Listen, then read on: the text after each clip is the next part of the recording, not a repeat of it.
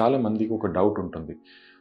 అంత చిన్న పిల్లల్లో అంత అర్జెంట్‌గా క్యాటరాక్ట్ సర్జరీ ఎందుకు చేయించాలి? చేయించకపోతే ఏం ప్రాబ్లమ్ అవుతుంది అని. ఈ క్యాటరాక్ట్ సర్జరీకి మన అడల్ట్స్‌లో చేసే పెద్దవాళ్ళలో చేసే క్యాటరాక్ట్ సర్జరీకి తేడా ఉంటుందంటే యెస్. కొన్ని మైనర్ డిఫరెన్సెస్ ఉన్నాయి. పెద్దవాళ్ళలో మీకు అందరికీ తెలుసు క్యాటరాక్ట్ సర్జరీ చేసిన తర్వాత లెన్స్ ఇంప్లాంటేషన్ చేస్తాం.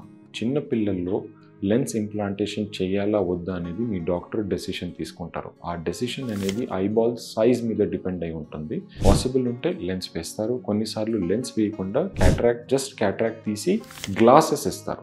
ఒకసారి ఐబాల్ సైజ్ పెరిగాక అప్పుడు సెకండరీ ఐబాల్ లాగా ప్లాన్ చేస్తారు.